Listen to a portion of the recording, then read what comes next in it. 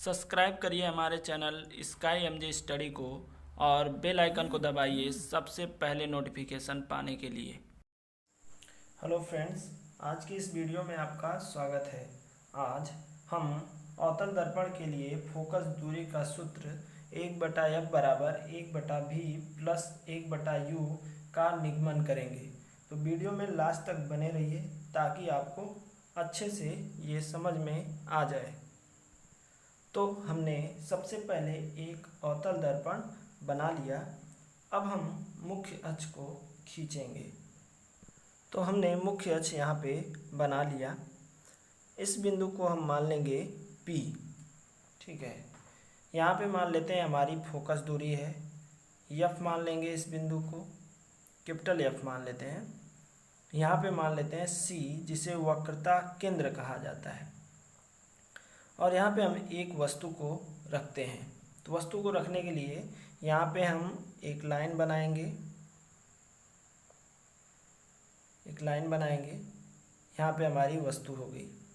चूँकि हम जानते हैं कि मुख्य अक्ष के समांतर जाने वाली प्रकाश की किरणें दर्पण से टकराने के पश्चात फोकस से होकर जाती हैं। तो यहाँ से जब हम इसको ऐसे लेके जाएंगे तो ये दर्पण से टकराने के पश्चात फोकस से होकर जाएगी।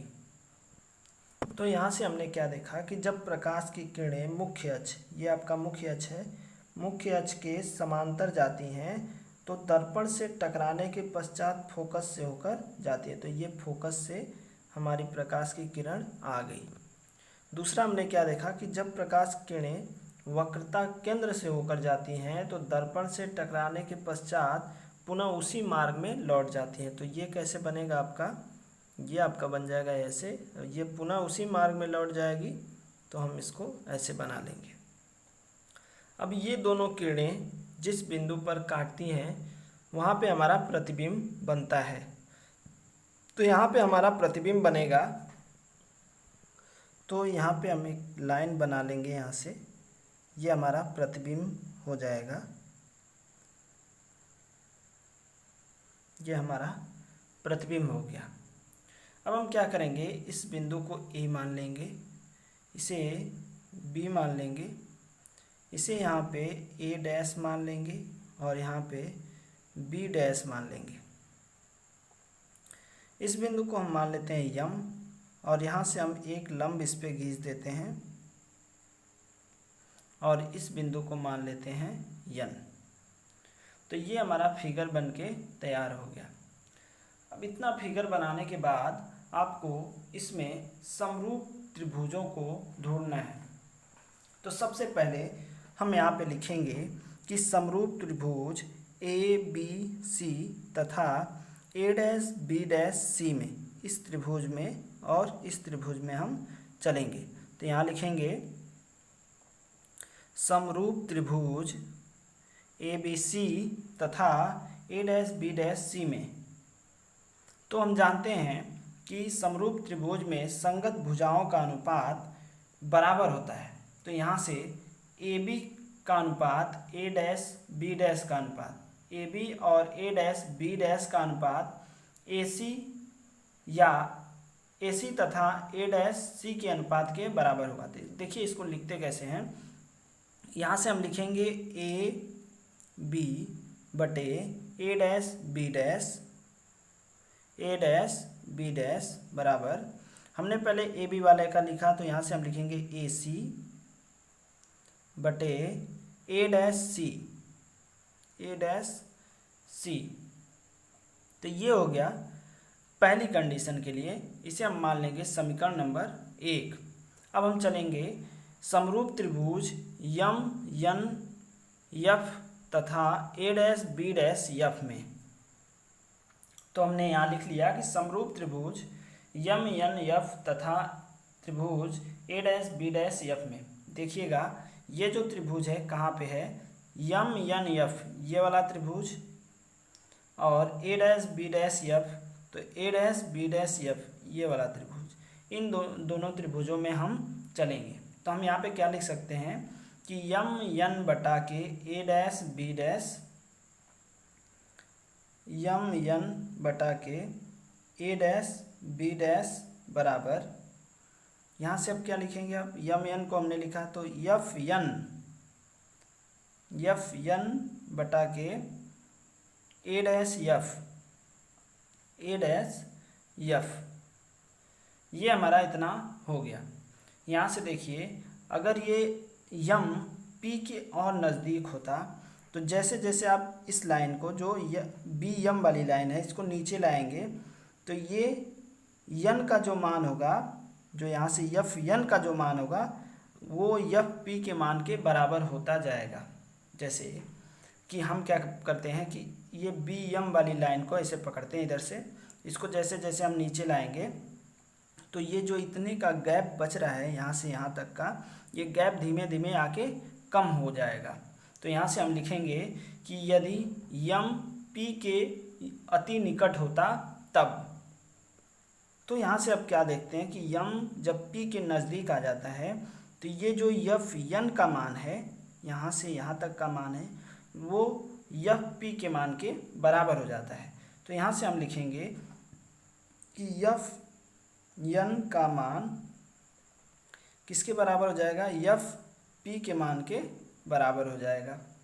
और हमने यहाँ क्या देखा कि यम एन ए बी के बराबर होगा, यम एन ए बी के बराबर होगा। तो यहाँ से हम लिख सकते हैं, ब्रैकेट में यहाँ पे लिख लेंगे कि यम एन का जो मान है वो ए बी के मान के बराबर है। अब अगला हमारा समीकरण नीचे क्या बनता है, देखिए यम एन की जगह आप लिख सकते हैं ए बी, तो हम यहाँ पे लिख लेंगे ए बी बटे ए डैश बी डैश है यहाँ पे, तो इसको हम लिख लेते हैं ए डैश बी डैश बराबर। अब यफ एन की जगह हमको क्या लिखना है, यफ पी लिखना है, तो यहाँ पे हम लिख लेंगे यफ पी बटे ए डैश यफ, यहाँ लिख लेंगे ए डैश यफ। ये आपका दूसरा समीकरण बन गया। अब देखेंगे हम क्या कि पहले समीकरण का ये वाला पक्ष और दूसरे समीकरण का ये वाला पक्ष दोनों आपस में बराबर है, तो हम क्या कह सकते हैं कि ये इतना इतने के बराबर होगा। तो यहाँ से हम लिखेंगे समीकरण 1 से, अब देखिए कि समीकरण 1 से जो हमने ए बी बटे ए डैश का मान निकाला है, ए सी बटे ए डैश सी, उसको यहाँ पे रख लेंगे।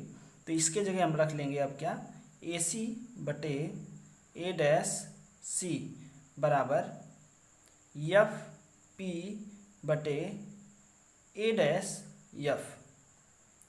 ये हमारा इतना बन गया।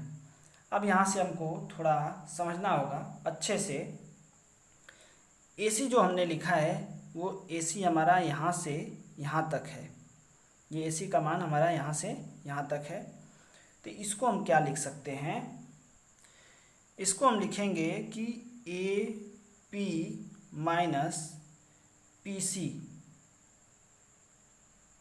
अब कैसे लिखेंगे, यहाँ से देखिए हमको केवल ए सी का मान चाहिए, तो हम इस पूरे लाइन में से यहाँ तक में से अगर यहाँ से यहाँ तक का घटा दें तो हमें क्या मिलेगा, ए सी मिलेगा। सपोज करिए हम यहाँ पे मान लिए कि ये वाली जो लाइन है हमने यहाँ पे मान लिया। अब हमको क्या चाहिए था, हमको चाहिए था ए सी का मान, ए सी का मान चाहिए था यहाँ से यहाँ तक का मान, यहाँ से यहाँ तक चाहिए। तो हम क्या करते हैं, इस पूरे में से, इस पूरे लाइन में से यहाँ से यहाँ तक में से अगर हम इतना घटा दें तो हमें ए सी का मान मिल जाएगा। तो वही हमने लिखा कि ए पी में से हमने क्या किया, पी सी को घटा दिया, तो हमें क्या मिल गया, ए सी का मान मिल गया। वैसे ही अब आगे भी करेंगे। आगे क्या है, आगे हमारा दिया है कि ए डैश सी, सॉरी नीचे ना, हाँ ए डैश सी का मान निकालना है आपको, ए डैश सी। तो ए डैश सी बीच में यहाँ पे मान लेते हैं कि ए डैश है, तो हमें ए डैश सी इतने का मान निकालना है। तो हम क्या करेंगे, इस पूरे में से इतना घटा देंगे, पूरे में से मतलब सी पी में से या पी सी में से हम क्या करेंगे, ए डैश पी को घटा देंगे, ए डैश पी को घटा देंगे। तो यहाँ पे हम क्या लिखेंगे, यहाँ पे हम लिखेंगे कि पी सी माइनस ए डैश पी, आगे चलते हैं। एफ और पी का मान चाहिए, तो ये तो हमारा सीधा सीधा मान एफ पी है, इसको हम छोड़ देते हैं यहाँ पे एफ और पी। अब हम देखते हैं ए डैश एफ। ए डैश एफ को यहाँ पे हम लिखेंगे कि ए डैश पी माइनस, हमको क्या चाहिए था, ए डैश एफ चाहिए था, इतना चाहिए था यहाँ से यहाँ तक का, तो हम एफ से यहाँ तक का घटा देंगे, माइनस लिखेंगे माइनस पी एफ या एफ पी भी कह सकते हैं आप। अब इसे हम आगे सॉल्व करते हैं। यहाँ अब हम फिगर में एक बार फिर से चलेंगे। तो हम जानते हैं कि दर्पण के ध्रुव से एफ के बीच की दूरी को हम माइनस एफ लिखते हैं। तो यहाँ से यहाँ तक की दूरी आपकी क्या हो जाएगी, माइनस एफ हो जाएगी। हम जानते हैं कि जहाँ पे वस्तु रखी है दर्पण के ध्रुव से उसकी दूरी माइनस यू होती है। तो ये वस्तु रखी है और दर्पण का ध्रुव यहाँ पे है, तो यहाँ से पूरी यहाँ तक की दूरी हम क्या मान लेंगे, माइनस यू मान लेंगे, माइनस यू हो जाएगा। ठीक है। अब वक्रता केंद्र से यहाँ तक की दूरी को हम क्या मानते हैं, आर मानते हैं। तो सी से दर्पण के ध्रुव के बीच की दूरी क्या हो जाएगी, माइनस आर हो जाएगी। ठीक है। उसके बाद हमको क्या देखना है कि यहाँ पे जो प्रतिबिंब बना है, यहाँ पे बना है, तो ए डैश से पी की दूरी जो होगी वो क्या हो जाएगी, माइनस यू हो जाएगी। यहाँ से यहाँ तक की दूरी माइनस यू कह रहे हैं, माइनस भी हो जाएगी। तो यहाँ से आप एक बार समझिएगा फिर से कि दर्पण के ध्रुव से फोकस के बीच की दूरी को माइनस एफ बोलेंगे। ठीक है। जहाँ पे वस्तु रखी है वहाँ से दर्पण के ध्रुव के बीच की दूरी को माइनस यू लिखेंगे, और जहाँ पे प्रतिबिंब बन रहा है वहाँ से दर्पण के ध्रुव पी तक की दूरी को माइनस भी मानेंगे। अब इसके मान को हम यहाँ पे रखेंगे, इस समीकरण पे रखेंगे। आप स्क्रीनशॉट ले लीजिए, इस पोर्शन को अब मिटाया जाएगा। तो यहाँ से देखिए हम AP की जगह क्या लिखेंगे, इस AP की जगह हम देखते हैं यहाँ से A से P तक। तो A से P तक मतलब जहाँ पे वस्तु रखी है वो और दर्पण की ध्रुव के बीच की दूरी को माइनस यू लिखेंगे। तो AP की जगह हम लिख लेते हैं माइनस यू, माइनस है माइनस लगा लेते हैं। अब इसके आगे जो रहेगा उसको हम ब्रैकेट में लिखेंगे। PC का मान लिखना है। P से C तक की दूरी को हम जानते हैं कि R कहते हैं। दर्पण के ध्रुव से वक्रता केंद्र के बीच की दूरी को वक्रता त्रिज्या कहते हैं, तो इसको माइनस आर मान लेंगे हम। तो यहाँ पे लिख लेंगे माइनस आर, यहाँ पे बटा लगाएंगे। PC का जो मान होगा, P से C तक का मान माइनस आर होगा। फिर से हम यहाँ पे माइनस आर लिखेंगे, फिर यहाँ पे माइनस है तो हम माइनस लगाएंगे। ए डैश पी का मान, ए डैश पी का मान, तो ये हमारा प्रतिबिंब बना है, तो प्रतिबिंब की दूरी को माइनस भी लिखते हैं। तो यहाँ पे हम लिख लेंगे माइनस भी, बराबर लगाएंगे यहाँ पे। एफ पी का मान, तो एफ पी का मान माइनस एफ होता है, बटा लगाएंगे। ए डैश पी का मान, ए डैश पी का मान माइनस भी, तो यहाँ पे माइनस भी लिख लेंगे, फिर माइनस लगाएंगे। पी एफ का मान, पी एफ का मान, तो पी एफ का मान हमने या एफ पी कह लीजिए या पी एफ कह लीजिए, उसको माइनस एफ लिखना है। तो यहाँ पे हम माइनस एफ लिख लेंगे। अब हमें कुछ नहीं करना है, इसी समीकरण को हल करना है। अब चलिए इसको देखिए कैसे हल करते हैं। अब यहाँ से जब आप इस ब्रैकेट को हटाएंगे तो ये प्लस हो जाएगा, तो यहाँ लिखेंगे माइनस यू प्लस आर बटे माइनस आर प्लस भी बराबर माइनस एफ बटे माइनस भी, और ये आपका हो जाएगा प्लस एफ। अब हम जानते हैं कि एफ बराबर होता है आर बाई टू, तो आर बराबर होता है 2f। तो जहाँ पे आर है वहाँ पे हम लिख लेंगे 2f, आर की जगह हम कितना लिख लेंगे 2f। तो माइनस यू प्लस 2f बटे -2f प्लस v बराबर -f और यहाँ पे -v प्लस f। अब हम तिर्यक का गुणा कर लेते हैं।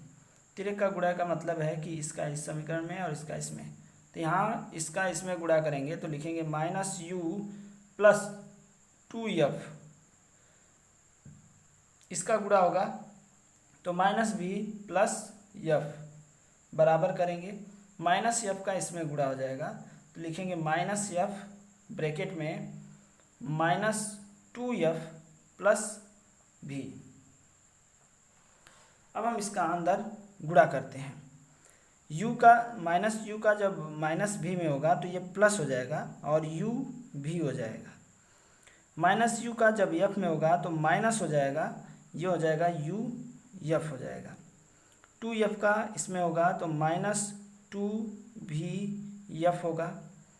इसका इसमें होगा तो प्लस 2f स्क्वायर हो जाएगा। ये हमारा इधर का हो गया। अब चलेंगे इसमें तो -f का -2f में होगा तो ये प्लस में हो जाएगा 2f स्क्वायर। अब इसका इसमें होगा तो -vf हो जाएगा। तो यहाँ से 2f स्क्वायर को 2f स्क्वायर से हम काट सकते हैं। अब हम क्या करते हैं, इसको उठा के इधर करते हैं। तो यहाँ लिखेंगे, इन दोनों को उठाते हैं यहाँ से, इसको बराबर की उस साइड कर देते हैं तो u v बराबर ये आएगा इधर तो प्लस में हो जाएगा u f, ये भी प्लस में हो जाएगा प्लस 2v f और ये माइनस में पहले से यहाँ पे पड़ा है -vf। तो यहाँ से 2vf में से vf घटा लेंगे तो u v बराबर u f प्लस vf हो गया। यहाँ तक लगाने के बाद हम यहाँ पे नीचे लिखेंगे कि दोनों पक्षों में u v f से भाग करने पर। तो अब हम इसमें भाग करते हैं। तो पहले u v में किससे भाग करना है, u v f से बराबर लगाएंगे। u f से हमें f में भाग करना है u v f से प्लस v f और यहाँ पे इसमें भी भाग करेंगे u v f से। तो u v से u v कट जाएगा, u f से u f कट गया, v f से v और f कट गया। बचेगा आपका कितना, यहाँ पे हम लिख लेते हैं, ये बचेगा हमारा 1/f और यहाँ पे बचेगा 1/v और यहाँ बचेगा 1/u। तो यही हमें सिद्ध करना था। हमने क्या सिद्ध किया, अवतल दर्पण के लिए फोकस दूरी का सूत्र हमने यहाँ तक सिद्ध कर दिया। तो कैसी लगी आपको ये वीडियो कमेंट में ज़रूर बताएं। जब आप कमेंट करते हैं तो हमें भी अच्छा लगता है और हम मोटिवेट होके और भी ऐसी वीडियो बनाते हैं। तो वीडियो देखने के लिए धन्यवाद। मिलते हैं आपसे अगले वीडियो में।